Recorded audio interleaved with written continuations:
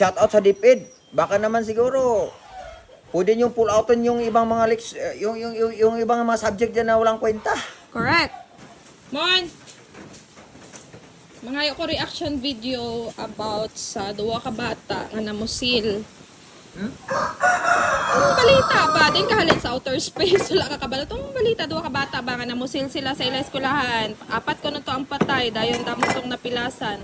At a very young age, gina-post nila sa social media ang ilang pagkahilig sa muna ang mga bagay. Dayon nag-result na siya. Wala, and I don't know, ang parents na kung ginano to nila, wala ba sila ka-notice. Kayang isa, tita yaman ko no to ang pusil.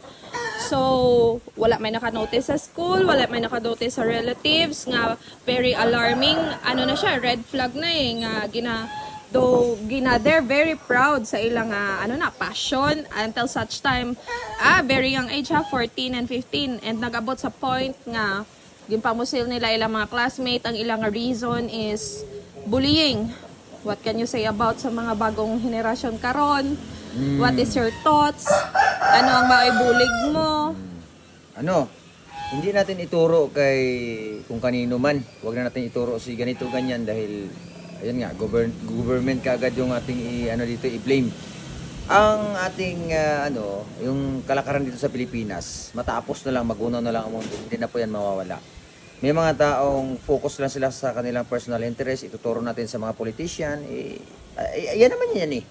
Oh. Ang kulang lang sa school, alam nyo po ba kung bakit?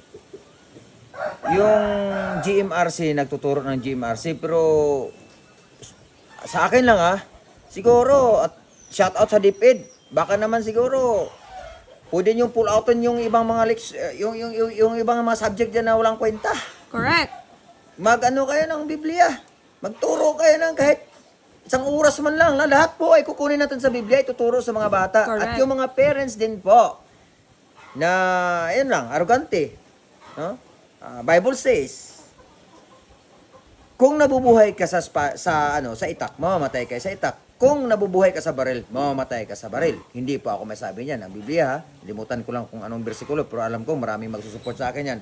Ay, naglalakad ako, naisipan ko yung gano'n na baril na lang bigla. Kaya ako, maraming nagsasabi sa akin na bili ka ng ganyan, boss, para may may sandata ka in case of emergency, magagamit mo yan. Hindi natin alam kung magagamit ba natin yan sa self-defense. Baka mamaya biglang mag-arrogante tayo dyan kasi meron tayo yan. So ako, mga bossing, tiwala naman ako sa mga armas kong ito eh. Ito yung kailangan ko mga boss. Hanap buhay. Seryoso sa usapan. So, hindi